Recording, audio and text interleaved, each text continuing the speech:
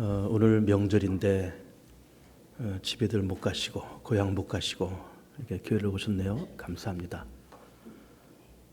참 교회는 참 신비로운 집단이죠. 추워도 예배드리고 더워도 예배드리고 비가 와도 예배드리고 명절날도 예배드리고 참 이런 공동체가 또 있을까 싶습니다. 오늘 명절 잘 보내시고 건강하게 또 건강하고 복된 가정들 다 되시길 축복합니다.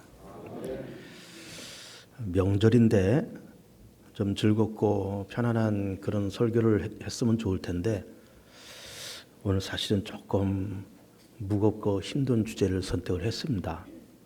내 탓입니다 라는 이런 제목의 말씀을 준비했는데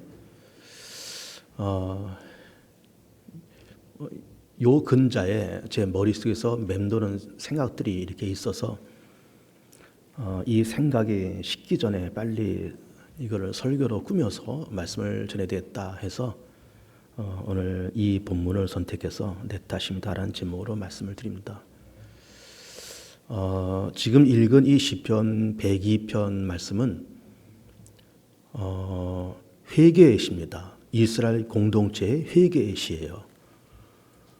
이스라엘 민족이 탄생한 것은 이제 주전 천년경 사울 왕 때 탄생됐다 이렇게 보는 것이고, 근데 두 번째 왕 다윗 그러면서 한 900년경에 나라가 분립되고 북왕조 721년에 아수르에서 함락되고 남왕조 586년에 바벨론에서 함락되고 그리고 70년 포로 생활하고 돌아와서 제2성전을 짓습니다. 제1성전은 솔로몬 성전, 제2성전은 수르바벨 성전, 제3성전은 헤롯 성전입니다. 이 시편 102편 말씀은 그 유다 민족이 그 586년 바벨론 침략을 받고 끌려가서 70년 동안 포로 생활을 할 때 그때 지은 시예요. 이스라엘 민족 공동체의 시입니다. 회개의 시예요. 어떤 개인의 회개라기보다도 이스라엘 민족 공동체의 회개의 시입니다. 개인의 회개의 시도 있죠.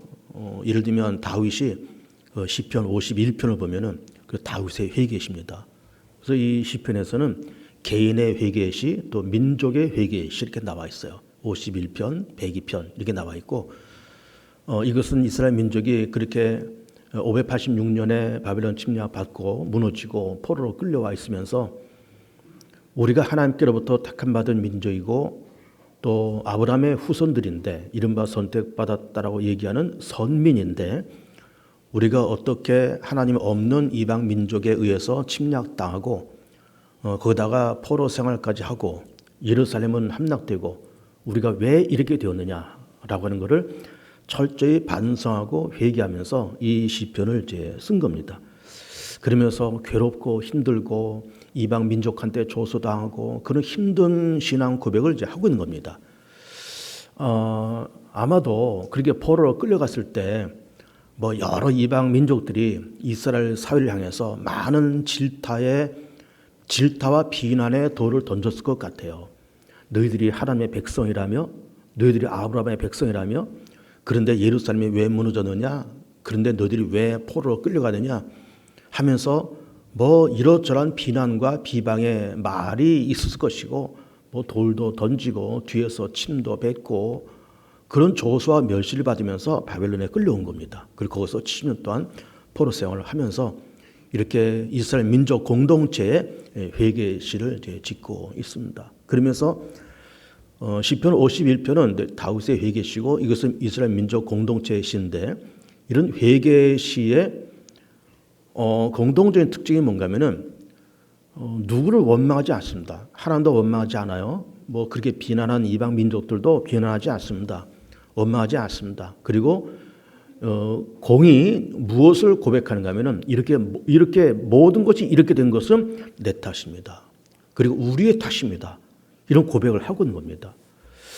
어찌 보면 참 위대한 신앙 고백이고 위대한 회개의 시라고 볼 수 있습니다. 뭐 누구 탓이다, 하나님 탓이다, 조상 탓이다 그렇게 하지 않고 이게 내 탓입니다. 우리의 탓입니다라고 고백하는 것이 시편 102편의 이스라엘 민족 공동체의 회개 시인 거예요. 우리는 예수를 믿어서 이제 구원받았다 그렇게 믿습니다. 구원의 개념이 뭔가 하면은 일단 죄산 받았다, 또 의롭게 되었다, 거듭났다, 하나님의 자녀가 되었다, 천국 백성 되었다. 이런 내용들이 이제 구원의 내용 속에 다 들어있는 거죠. 그런데 그 모든 것은 어쨌든 결론적이고 원초적인 그 뜻은 이 모든 것이 다 하나님의 은혜고 하나님의 선물이라는 거예요. 하나님께서 주셔서 믿음도 생기고 하나님께서 주셔서 하나님의 자녀가 되었고 다 그렇게 됐다는 겁니다. 그러면서 이 구원의 정점은 우리가 죽어서 하나님 나라에 들어가는 거예요. 물론 하나님의 나라는 내 안에 들어있는 하나님의 나라도 될 수 있고 내가 머물고 있는 삶의 공동체 안에도 하나님의 나라가 만들어질 수 있고 더 나아가서 궁극적으로 우리가 죽어서 들어갈 그 마지막 나라, 그 나라가 하나님의 나라다, 천국이다 이렇게 보시는 것이고 그 천국에 들어가는 것을 구원의 마지막 단계다 이렇게 보는 겁니다. 그러면 이 모든 것이 그렇게 구원받아서 하나님의 나라에 들어간다, 내가 구원받았다라는 것이 다 좋기는 한데 이 모든 것이 어쨌든 하나님의 은혜고 하나님의 선물이라는 거예요. 너희에게서 난 것이 아니고 이 모든 것이 하나님의 선물이라 그렇게 말씀하셨기 때문에 모든 것이 다 하나님의 선물인 겁니다.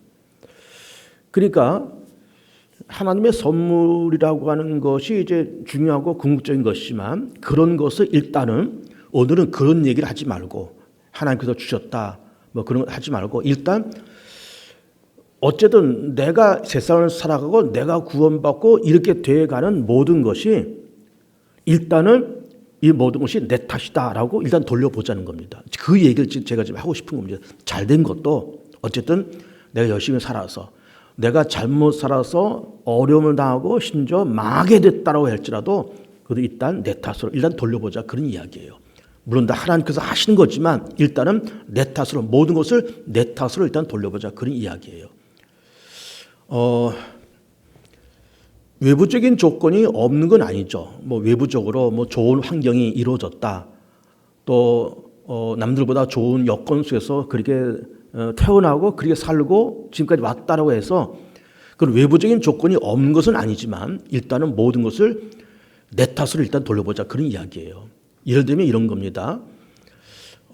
외부적인 조건이 물론 좋을 수도 있습니다. 어떤 사람은 참 좋은 부모 밑에서 태어나서 이른바 금수저를 물고 태어났어요. 그리고 뭐 부모로부터 좋은 유전자를 받아가지고 IQ가 160입니다. 여러분 IQ 160이면 얼마나 좋은 머리예요. IQ 145인가 그렇게 넘으면 멘사 클럽에 들어갔잖아요. 머리 좋은 사람들 들어가는 멘사 클럽에 들어가는데 그 멘사 클럽에 들어가는 기준을 뛰어넘는 IQ 160이다 그러면은 굉장한 겁니다. 근데 정말 부모로부터 좋은 유전자를 받아가지고 IQ 160을 갖고 태어났어요. 부잣집에 태어났습니다. 그리고 금수저를 물고 태어났습니다. 이 사람은 출발부터가 좋은 여건 속에서 그렇게 살아갑니다. 그러면서 참 부모로부터 좋은 영향을 받고 그 뛰어난 머리와 부모로부터 물려받은 재산을 바탕으로 해서 이 사회에서 그야말로 승승장구 해나갈 수가 있어요. 승승장구 해나갈 수 있습니다. 그런 외부적인 조건이 있다 그런 얘기예요. 어떤 사람은 무식한 부모 밑에서 태어나서 IQ가 80입니다. 그리고 또 부모로부터 물려받은 재산도 없어요. 여러분 IQ 80이면요 한글 깨우치기도 어렵습니다. 국민학교 졸업하기도 어려워요. 그런 사람이 사회에 나가서 고급 직업을 갖기는 굉장히 어렵습니다. 그러니 출발부터가 이 사람은 IQ 160 금수저, 이 사람은 IQ 80 흙수저. 그렇게 해서 출발해서 그 사람들이 살아가는 10년, 20년 혹은 50년, 60년 후에 그 사람들의 삶의 모습은 너무너무 다를 겁니다. 왜 다를까요? 그런 외부적인 환경이 있다 그 말이에요. 부모로부터 어떤 외부적인 환경이 있어요. IQ가 얼마냐, 부모로부터 얼마큼 재산을 받았느냐, 그런 외부적인 환경이 분명히 있습니다. 그러나 그런 것을 일단 오늘은 뒤로 가고 모든 것을 내 책임으로 일단 돌려보자는 얘기를 해보고 싶은 겁니다. 모든 것을. 무슨 금수저를 물고 뭐 한 5, 60년 후에 그만한 위치에 올라가서도 그것도 자기의 책임으로 한번 돌려보고 뭐 IQ가 80인데 뭐 아무 재산도 물려받지 못하면서 한 50, 60년 살면서 그런 삶에 처했다라고 하는 것도 일단 그의 차원을 일단 돌려보자 그 얘기예요. 그러면 그런 차원에서 우리가 세상을 놓고 본다 그러면은 우리가 지금 살고 있는 우리의 삶의 이 모습, 내가 지금 나이가 이만큼 먹었고 이런 가정을 꾸리고 있고 이런 직업을 갖고 있고 이런 삶의 환경이 나한테 있는데 이것이 지금까지 내가 세상을 살아온 하나의 성적표인 거예요. 성적표입니다. 제가요 올해 한국 나이로 66세가 됐습니다. 어르신들 앞에서는 참 죄송하지만 벌써 저도 60 중반을 살아가고 뭐 내년 후년 되면 60 후반을 살아가요. 적지 않은 인생을 저도 살아갑니다. 그러면 제가 이제 66인데 60살 난 분을 한번 기준으로 잡아볼게요. 60살 난 어떤 분이 있습니다. 그분의 가정, 또 그분이 모아놓은 재산, 사회적인 어떤 위치, 또 교회적인 어떤 환경 이런 것이 다 있을 것 아니에요. 다 있는데 이것이 뭐냐? 이것이 그 60살 먹은 그분의 60년 동안 살아온 성적표인 거예요. 성적표입니다. 70된 어른이 있다고 칩시다. 70된 어른이 그의 가정, 사회적 위치, 또 그의 재산, 또 그들의 또 길러서 낳고 기른 자식들 이런 모든 것이 그분이 70년 살아온 성적표다 그 말이에요. 그러니까 물론 아까도 얘기한 것처럼 어떤 사람은 금수저를 몰고 태어나서 IQ 160을 갖고 그렇게 살아가는 그런 외부적인 사항이 외부적인 조건이 없는 것은 아니지만 그 모든 것은 일단 뒤로 제껴놓고 오늘은 내가 살아가는 모든 삶 내가 60년 살아오고 70년 살아오고 80년 살아왔는데 그렇게 된 다음에 나의 삶의 환경이 이렇다. 이거는 내 삶의 성적표다 그 말이에요. 어떤 사람이 죽어서 천국 갔습니다. 그 천국 간 거 그 사람의 성적표예요. 어떤 사람이 죽어서 지옥에 떨어졌습니다. 왜 떨어졌을까요? 그 사람의 성적표예요. 물론 천국 간 것은 다 하나님의 은혜고 하나님의 선물인 것은 맞아요. 그 일단 뒤로 제끼자겠습니다. 오늘은 그가 천국 간 거 그의 성적표예요. 그 사람의 할 탓이었어요. 그 사람이 지옥 간 거 그 사람의 삶의 성적표고 그 사람의 70년 80년 살아온 삶의 성적표고 그 사람의 70년 80년에서 살아온 그 사람의 할 탓이었습니다. 자기 할 탓이에요. 여러분 이게 참 쉬운 말 같지만 굉장히 충격적인 얘기입니다. 다 자기 할 탓이에요. 자기 삶의 성적표인 겁니다. 삶의 성적표라는 걸 한번 잘 생각해 보세요. 이런 걸 한번 제가 얘기를 해볼게요. 이제 성경을 보면은 사도 바울이 여기저기 복음을 전하다가 한 번은 루스드라는 지역에 들어갑니다. 거길 갔더니 발을 못 쓰는 사람이 있었다는 거예요. 아마 절름발이었든지 아니면 안진병이었든지 어쨌든 성경에서는 발을 못 쓴다고 그렇게 표현이 되어 있어요. 사도 바울이 결론적으로 그 사람을 고칩니다. 고치는데 그 전에 무슨 얘기를 하는가 하면은 그 나면서부터 발을 못 쓰는 그 사람을 보면서 구원받을 만한 믿음이 있어서 구원받을 만한 믿음이 있는 것을 보고서 일어나서 걸으라 했더니 힘을 얻어서 이 사람이 걸었다는 거예요. 뭘 봤다고요? 구원받을 만한 믿음. 그럼 거기서 말하는 구원이라는 것이 뭘까요? 병 낫는 거, 고침받은 거, 발을 못 쓰다가 발을 쓰는 거. 이게 구원이잖아요. 그래 우리가 죽어서 천당 가는 것이 궁극적인 구원이지만은 내 삶의 영역 속에서 작은 문제가 해결되고 이런 문제가 다 응답받고 이런 것들도 다 구원의 개념으로 들어갈 수 있어요. 발을 못 쓰는 사람이 사도 바울이 그 사람을 고쳐서 이렇게 세웁니다. 그런데 그것 전에 뭐가 있었다고요? 바울이 그 사람을 보면서 구원받을 만한 믿음이 있는 것을 봤다는 거예요. 그 속에 이 사람 그 속에 구원받을 만함이 있었다 그 말이에요. 구원받을 만한 믿음이 있었다 그런 이야기예요. 그러니까 이 사람이 나아서 발에 힘을 얻어서 일어나서 걷게 된 것은 물론 바울이 고쳤고 궁극적으로 하나님의 은혜이지만 그것도 자기 할 탓이었어요. 자기 할 탓은 무엇이라고요? 구원받을 만한 믿음. 그러면 달리 말해서 사도 바울이 루스드라 말고 여기저기 다니다가 똑같이 발을 못 쓰는 어떤 사람을 봤습니다. 봤는데 지난번에는 구원받을 만한 믿음 있는 사람을 고쳤지만 지금 이렇게 보니까는 구원받을 만한 믿음이 없어요. 구원 못 받을 만한 믿음이에요. 구원 못 받을 만한 마음 상태예요. 구원 못 받을 만한 멘탈이에요. 그래서 그렇다 그러면은 사도 바울이 고치지도 않았고 먼 낯에 있으면 일어나 걸어라 100번을 외쳐도 응답이 안 됐을 겁니다. 그러면 이 사람은 낫고 이 사람은 낫지 못했다는 그 결정적인 이유가 뭘까요? 이 사람은 구원받을 만한 믿음이 있었다는 것이고 이 사람은 구원받을 만한 믿음이 없었다는 것 아니에요. 무슨 얘기예요? 다 자기 할 탓이에요. 내 속에 지금 어떤 양심이 들이느냐, 내 멘탈이 지금 어떠냐, 내 믿음의 자세가 어떠냐? 내 속에는 믿음이 구원받을 만한 믿음이냐? 구원 못 받을 만한 믿음이냐? 이 차이가 있더라. 그런 얘기예요. 어떤 분들이 이제 어떤 분이라 할 것도 없이 우리 모든 교인들은 다 나름대로 마음속에 소망들이 있습니다. 기도의 제목들이 있어요. 그래서 그 기도의 제목들이 응답되기를 사모해서 하나님 이렇게 내가 이런 소망이 있습니다. 이런 기도 제목이 있습니다. 기도하고 구체적으로 무슨 이렇게 저렇게 기도를 안 해도 마음속에 작고 큰 어떤 소망들이 있습니다. 이렇게 됐으면 좋겠다. 저렇게 됐으면 좋겠다는 나름대로 소망들이 그렇게 다 있는데 이게 시간 지나가면서 하나님께서 위에서 물끄러미 이렇게 바라보시면서 어떤 사람들은 기도가 응답되고 어떤 사람들은 기도가 응답이 안 되는 사람도 있어요. 참 감사하게 기도했는데 응답됐다. 이런 소망이 있는데 응답됐다 하면은 참 고마운 건데 이 응답이 안 되거나 응답이 지체되거나 하면은 사람들이 지쳐서 어떤 현상이 벌어지는가 하면은 믿음의 회의가 되는 거예요. 하나님을 원망합니다. 하나님이 안 계실지도 몰라. 믿음을 헛것일지도 몰라. 그리고 하나님 왜 내 기도를 듣지 않으실까 하면서 원망도 해요. 그러나 그렇게 기도가 응답이 안 되고 소망이 응답이 안 되는 거는 물론 여러 가지 이유가 있겠죠. 그렇게 좀 시간이 좀 지나가면서 그 시간 동안에 어떤 연단한다. 또 그 시간 동안에 하나님께서 다 또 어떤 새로운 깨우침을 주시려는 하나님의 어떤 속 깊은 뜻이 있다. 다 있겠지만 결국 응답된다는 것과 응답되지 않는 것도 결국 본인이 할 탓이에요.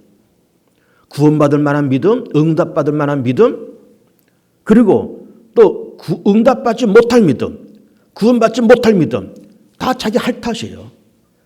물론 다 모든 것이 하나님의 은혜라 있습니다. 궁극적으로 하나님의 은혜가 하나님 주신 거지만 일단은 내 할 탓이에요. 천국 가는 거 그 사람 할 탓이고요. 지옥 가는 것도 그 사람 할 탓이고요. 그 사람의 삶의 성적표가 그런 겁니다. 조금 전에 말씀드렸잖아요. 74신 어떤 어르신네가 그런 삶의 환경을 누리고 있다. 다 본인의 성적표예요. 여러분 자식도 그렇습니다. 자식도 우리가 낳고 기르면서 몇십 년 기르고 시집 보내고 장가 보내고 다 그렇게 기르지만은 그 자식들도 그 아이를 내가 낳고 30년을 길렀다. 그 아이를 낳고 내가 40년을 길렀다. 근데 그 아이가 이렇게 돼 있다라고 하는 것도 다 그것도 부모의 성적표입니다. 부모가 할 탓이에요. 물론 다 하나님이 하신 겁니다. 다 하시는 거지만 그래도 1차는 이게 다 내 할 탓이다. 내 탓이다. 내 성적표다. 그렇게 생각하는 것이 우선 옳다 그 말이에요. 누구 탓하겠습니까? 하나님 탓하겠습니까? 세상 탓하겠습니까? 조상 탓을 하겠어요? 누굴 탓하겠습니까? 다 내 책임이죠. 내가 한 거죠. 내 작품이고 내 성적표고 자식도 부모의 성적표예요. 내가 아주 누리고 있는 삶의 모든 환경 내 성적표예요. 내가 50년 살아온 삶의 성적표예요. 내가 7년 살아온 삶의 성적표가 지금 그겁니다. 지금 그거예요. 자, 예수님께서 십자가에서 그렇게 달려 돌아가실 때 예수님 양편에 두 행악자가 있었다는 것 아니에요. 이 두 행악자가 한 사람이 이렇게 말합니다. 그 예수님을 향해서 별욕을 다 해요. 비난하고 욕하고 당신이 하나님의 아들이냐? 당신이 메시아야? 그러면 당신도 구원하고 우리도 구원해. 뻑뻑 소리 지면서 별소리를 다 해요. 맞은편 강도가 뭐란 줄 압니까? 자기 동료한테 야 무슨 소리 그렇게 하냐. 너와 나는 이렇게 십자가에 달려 죽을 수밖에 없는 그런 죄를 져서 이렇게 됐지만 여기 가운데 있는 이 예수님은 그렇게 십자가에 죽으셔야 될 만한 그런 죄를 지은 분이 아니야. 너 그렇게 말 험하게 하지 말어. 그러면서 예수님이 무슨 얘기하는가 하면은 예수여 당신의 나라에 임할 때 나를 기억하옵소서. 그때 그 말씀을 듣고 예수께서 뭐라고 말씀하신가 하면은 오늘 내가 나와 함께 낙원에 있으리라. 그렇게 말씀하세요. 여러분 놀랍지 않습니까? 똑같은 시간에 한 사람, 두 사람이 그렇게 십자가 달렸는데 그 두 사람의 반응이 달라요. 이 사람은 뻑뻑 소리지고 이 사람은 주의 나라에 임할 때 나는 기억해달라는 거예요. 그러면 그런 똑같이 거의 비슷한 환경 속에 살아온 그 사람들이 결국은 그렇게 나를 기억해달라고 말한 그 사람은 그야말로 낙원에 갔을 것이고 천국에 들어갔을 것이고 뻑뻑 소리 지었던 그 사람은 지옥에 떨어졌겠죠. 그러면 천국 들어간 거 누구 탓이에요? 자기 탓이에요. 지옥 들어간 거 누구 탓이에요? 본인 탓이에요. 누구를 원망했습니까? 그렇게 뻑뻑 예수님께 소리 지르고 너도 구원하고 나도 구원해라 그렇게 뻑뻑 소리 지르다가 결국 지옥에 빠진 그 사람 누구를 탓하겠습니까? 하나님 원망했어요? 다 자기 탓이죠. 그런데 맞은편 강도는 주의 나라에 임할 때 나를 기억하소서라고 하면서 마지막 구원을 붙들고 마지막 희망을 붙들고 나를 기억해 달라는 마지막 외침을 그렇게 하면서 오늘 내가 나와 함께 낙원에 거하려는 그 예수님의 초청의 말씀을 들으신 거예요. 들은 겁니다. 그러면서 그는 낙원에 들어갔고 천국에 들어갔을 거예요. 누구 탓이에요? 본인 탓이에요. 본인의, 그러니까 오늘 우리가 어떤 환경이 있든지 내가 오늘 어떻게 결정하고 어떻게 처신하고 어떤 언행을 하고 어떤 결정을 내리고 어느 방향을 쳐다보느냐에 따라서 내 삶의 색깔이 달라지고 내 삶의 성적표가 달라진다. 그런 이야기예요. 탓하지 마십시오. 하나님 탓하지 마시고 세상 탓도 하지 마시고 부모 탓도 하지 마시고 이게 다 우리의 성적표입니다. 자랑스러운 성적표도 물론 있을 수 있겠죠. 그러나 정말 미안하지만 부끄러운 성적표도 있을 수가 있어요. 다 우리의 성적표입니다. 성적표예요. 탕자가 누가복음 15장을 보면 그 탕자의 이야기가 나오잖아요. 뭐 그 이야기를 우리가 익히 잘 아는 말씀인 겁니다. 둘째 아들이 아버지 재산 가져 나와서 까먹고 거지가 되고 돌아와서 아버지 앞에 사죄하고 용서받고 아들로 복권됐다. 그 얘기잖아요. 근데 우리가 그 얘기를 가만히 보면 다 그것도 그 탕자가 자기가 잘못 판단하고 자기가 실수해서 다 그렇게 거지가 된 거예요. 아버지 재산 다 빼가지고 유산 미리 다 챙겨가지고 가서 허랑방탕하게 썼습니다. 그러니 그렇게 아버지 재산은 미리 빼간 것 자체부터가 이게 정상이 아니잖아요. 그렇게 달라는 그 아들이나 어쩔 수 없이 주는 그 아버지의 마음은 이거 뭐 천갈래 만갈래 찢어지죠. 주변에 있는 모든 사람들도 저 껄렁껄렁한 저 집 막내 아들 저렇게 하다가 지 아버지 재산 빼가지고 나가서 홀라다가 다 써버릴까 다 알아요. 너무너무 뻔한 사실입니다. 아니야 다를까? 그 쓰다가 쫄딱망해서 거지가 돼요. 또 좋게 썼을까요? 다 술 퍼먹고 그냥 음란하게 돌아다니고 도박하고 그러면서 다 없앴을 거예요. 그러다가 쫄딱망해서 노숙자가 되고 거지가 되니까 그런데 다행스럽게 그때 무슨 생각을 해요? 아버지께로 가자. 아버지에게는 양식이 풍족한 일꾼이들 얼마나 많으냐. 나를 아들로 받아달라고 말하지 말고 체면도 없는데 아들로 받아달라고 말하지 말고 그냥 밥만 먹여주면 일하는 그 품꾼으로 써달라고 얘기하자. 그럼 내가 품꾼으로 일하면 밥이라도 먹지 않겠냐 하면서 아버지께 오는 거예요. 그러면서 아버지가 끌어안고 아버지가 그를 잃어버렸다가 찾은 내 아들, 죽었다가 다시 찾은 내 아들 그러면서 반지를 끼우고 잔치를 열면서 그렇게 성대한 잔치를 그렇게 열었다는 거예요. 탕자가 나가서 거지가 된 거 누구 탓일까요? 본인 탓이에요. 돌아와서 사죄한 것, 그래서 아들로서 복권된 것, 결정적으로 물론 아버지의 은혜지만 이 아들이 멋진 결단을 내려서 그렇게 된 겁니다. 아버지께로 가자. 아버지에게는 양식이 풍족한 품꾼이 얼마나 많으냐. 난 아들로 받아주지 않는다 그럴지라도 밥만 먹여주면 내가 일하는 품꾼으로 쓸 테니 아버지께로부터 내가 품꾼으로 받아달라고 그렇게 얘기하자 하면서 온 거예요. 무슨 탓이야? 다 자기 할 탓입니다. 자기 할 탓이에요. 그러니까는 거듭해서 말씀드리지만 결론적으로 궁극적으로 모든 것이 하나님의 은혜요 하나님의 선물이지만 그거는 나중에 생각하고 이게 다 내 할 탓이다. 이게 내 몫이고 내까지 지금까지 살아온 삶의 결과요 삶의 성적표요 자기의 삶의 성적표에 대해서 자기가 책임을 져야 됩니다. 여러분 아담과 하와가 선악과를 따먹은 사건도 결정적인 그런 사건이에요. 하나님께서 아담에게 너 선악과를 왜 따먹었냐 그랬더니 아담이 뭐라 그래요? 저 여자가 먹으라서 먹었다는 거예요. 여자한테 하와한테 너 그거 왜 따먹냐 그랬더니 뱀이 껴서 뱀이 먹으라 그래서 그걸 먹었다는 거예요. 아니 좀 아담이 되었던 하와가 되었던 이거 왜 따먹냐 그러면은 정말 죄송합니다. 우리가 좀 주께서 이걸 따먹지 말라고 말씀하셨지만 우리의 생각이 좀 짧아서 까딱 우리가 실수해서 이걸 따먹었네요. 정말 죄송합니다. 좀 솔직하게 그렇게 얘기하지. 여자가 따먹어서 그랬다 그랬다. 뱀이 따먹어서 그랬다. 다 남의 탓을 돌리는 겁니다. 자기 탓을 돌리지 않아요. 결국 아담과 하와는 하나님의 진노를 받으면서 그러면서 일평생 땅을 일궈서 먹고 살고 땀 흘려 먹고 살는, 그러면서 죄악의 종노릇하는 그런 타락한 인류의 첫 조상이 된 거예요. 얼마나 불행해요? 왜 탓합니까? 왜 여자 탓을 해요? 왜 뱀 탓을 해요? 따먹은 건 자기가 따먹은 거지. 그러니까는 이건 내 죄인 거, 내가 잘못해서 따먹었다고 그렇게 말을 해야 사람이 당당하지. 누구 때문에 이렇게 됐다. 부모 때문에 그렇게 됐다. 태생이 그런데 어떻게 하냐. 그런 말은 좀 나중에 하자 그 말이야. 이거 다 내 탓입니다. 이게 내 삶의 성적표입니다. 좀 자랑스러운 성적표도 물론 있을 수 있겠지만 부끄러운 성적표도 있을 수 있습니다. 그 부끄러운 성적표를 우리가 보면서 정말 부끄러워하고 자성도 하고 그래야 됩니다, 여러분. 여러분 자녀들도 그래요. 조금 전에 자녀 얘기도 했지만 자녀들 낳고 30년, 40년을 길러요. 50년 이상 기릅니다. 그게 부모의 성적표예요. 물론 아닐 수도 있습니다. 물론 아닐 수도 있습니다. 외부적인 환경이 없다는 건 아니에요. 그러나 그것조차도 부모의 책임, 내 책임인 겁니다. 내 책임이에요. 그리고 우리는 일단 세상 모든 것 가운데 누구 탓으로 돌리지 말고 부모가 탓이다. 부모가 나한테 이런 나쁜 머리를 줬다.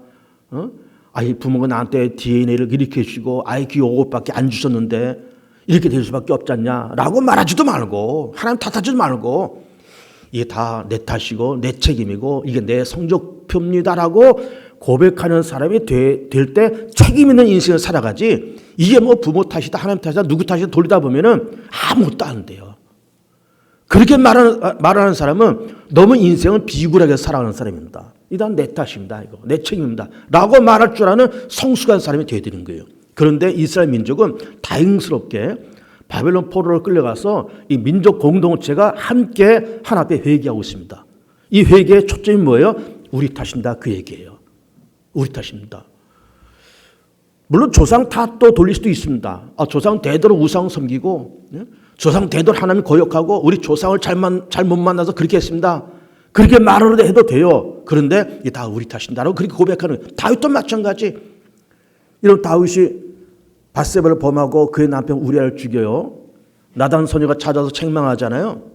어떤 집에 손님이 찾아왔단다. 부잣집 손님이 찾아왔단다. 그 부잣집에 양이 엄청나게 많은데 그 양 한 마리 해서 대접해서 손님을 줄 수 있는데 그 옆집 전 재산이라고 하는 거는 딱 암양 한 마리밖에 없는데 그걸 뺏어서 손님한테 대접했단다. 라고 말을 하니까는 막 다윗이 노발대합을 하면서 세상에 대명천지에 그런 놈이 어딨냐고 잡아라. 막 소리 뻑뻑 지를 때 나단이 뭐라 그래요? 당신이 그 사람입니다. 라고 얘기하죠. 당신이 밧세바 취하고 그 남편 우리아 죽이고 당신 그랬잖냐. 그런데 밧세바를 취하고 우리아를 죽이는 그런 일들은 그 당시 왕들에게는 하루 밥 세 끼 먹듯이 편안하게 할 수 있는 일들이었어요. 눈에 맞는 여자 데려다가 그 남편 죽여버리고 지방으로 발령내버리고 죽여버리고 어떤 누명 씌워서 죽여버리고 이런 일들은 비일비재하게 동서고금을 막론하고 왕들은 다 그런 짓을 해왔습니다. 나단이 그걸 지적한 거죠. 당신이나 여러 왕들이 동서고금 모든 왕들이 그런 멘탈을 가지고 그런 짓을 하지만 그거는 불법이요. 그거는 죄요. 라고 해서 딱 찌르니까 다윗이 그때 찔끔하면서 시편 51편을 보면서 51편에 눈물로 회개하면서 하나님 앞에 기도해요. 다 내 탓입니다. 내가 잘못 판단했습니다. 내가 잘못 판단했습니다. 어떤 직장을 다니는 사람이 요즘 이제 직장에서 정규직보다 계약직이 점점 많아집니다. 요즘에는. 그전에는 정규직이 더 많았죠. 요즘은 계약직이 점점 많았죠. 왜 그러냐면 이 노사 분규가 너무 심하고 노동운동이 너무 경직돼서 이 노동을 좀 유연한 노동정책 그리고 좀 편안한 노사관계를 갖기 위해서 계약직들을 많이 씁니다. 계약직이라는 것은 말 그대로 연말돼서 계약하는 거예요. 연말돼서 이 사람을 내년 1년 더 쓸 거냐 말 거냐. 그 계약이 계약직입니다. 그럼 예를 들어 어떤 A라는 사람을 이제 다시 쓰려고 그러는데 사장이 A라는 사람 놓고 보면서 이 사람 연봉이 1억인데 연말이 됐습니다. 그럼 이 사람을 다시 재계약해서 내년 1년을 더 쓸까? 이렇게 생각을 해보는 거예요. 생각해 볼 것 아니에요? 그리고 그 사람을 계약을 안 하고 계약을 취소해서 그 사람 내보낼 수 있습니다. 내보내도 아무 문제가 없습니다. 계약직은. 그런데 그렇게 해서 이제 이 사람을 이제 재계약하려고 그러다가 물론 그 사람이 연봉 1억을 주는데 1억 이상의 가치가 있다. 그러면 재계하는 거예요. 근데 이게 그 반대로 이 사람이 연봉 1억인데 1억 원어치의 가치가 없어, 이 사람은. 가치가 없을 뿐만 아니라 이 사람은 더 써봐야 득될 것도 없고 더 쓰면은 더 해로움이 찾아온다. 라고 했을 때 그 사람을 재계약할 사장은 없는 거예요. 재계약하지 않습니다. 그러면 어떤 사람이 재계약 안 됐어요. 툴툴거리면서 나오는 겁니다. 연말 내가 재계약 안 됐으면 툴툴거리 나와요. 누구 탓해야 됩니까? 사장 탓해야 돼요? 요즘 불경기 탓해야 됩니까? 누구 탓이에요? 자기 자신 탓이잖아요. 좀 심하게 말하면 지 탓이잖아요. 1년 동안 어떻게 일을 했으면 연말에 재계약 안 돼가지고 잘리고 그럽니까?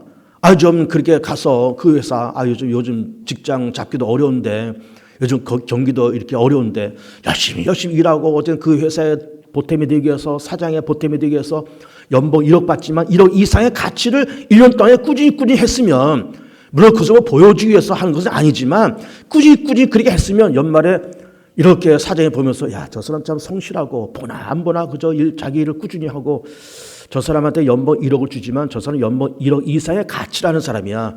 그러면 연말에 재계하는 거예요. 그리고 연봉도 올려줄 수도 있는 거예요. 그럼 그렇지 못해서 재계약이 실패됐다 그러면은 누구 탓이에요? 사장을 원망했습니까? 요즘 불경기나 경기를 탓하겠습니까? 다 자기 탓 아니에요. 다 자기 탓입니다. 그게 그의 삶의 성적표예요. 연말에 재계약 안 됐다. 그것이 그 사람의 성적표인 거예요. 누구 탓을 하겠습니까? 그러니까 우리는 세상 모든 것이 다 그래요. 궁극적으로 하나님의 은혜라 했습니다. 하나님의 선물이에요. 그러나 그건 일단 접어놓자 그랬습니다. 접어놓고 내가 하는 모든 내 삶의 영역이 현재 내가 50년을 살아왔다, 70년 살았다, 80년 살아왔다. 그 살아온 내 삶의 가정, 내 사회적인 위치, 영향력, 재산, 기타 등등 자식들, 이 모든 것이 내가 70년 살은 삶의 성적표고 80년 살은 삶의 성적표예요. 천국 갔습니까? 그 사람 삶의 성적표예요. 지옥에 떨어졌어요? 그 사람의 삶의 성적표예요. 아까 십자가 옆에서 뻐뻐 소리 지르는 사람은 지옥에 떨어졌잖아요. 그 사람의 성적표예요. 낙원에 있으라 선포받은 그 사람, 낙원에 올라가고 천국에 올라갔습니다. 그 사람 삶의 성적표예요. 누구 탓이에요? 그 삶의 성적표인 겁니다. 교회에서도 그래서 교회에서 연말 되면 이제 정책당이 하면서 이렇게 저렇게 재직계 부장도 세우고 또 교회학교 부장도 세우고 다 그럽니다. 그럴 때 일을 잘하는 사람은 물론 세우기도 하지만 그래도 일을 순탄하게 잘하는 사람을 세우고 싶은 거예요. 제 생각도 마찬가지고 우리 장로 생각도 다 마찬가지입니다. 일을 순탄하게 잘하는 사람들, 그런 사람들 세우자. 이게 우리 당회의 입장이에요. 근데 예를 들어서 막 까칠하고 따지게 좋아하고 조금만 좀 수틀리면 쑥쑥 말이나 만들고 이렇게 자꾸 시끄럽게 만들고 그런 사람들은 그런 책임을 맡기기가 어렵습니다. 어려워요. 그러니까 그 모든 것도 다 자기의 성적표인 거예요. 누구 탓합니까? 다 자기 탓이에요. 누구 탓입니까? 다 자기 탓이에요. 그러니까 이게 교회 생활이 됐든 사회 생활이 됐든 어디가 됐든 다 그게 자기 할 탓이에요.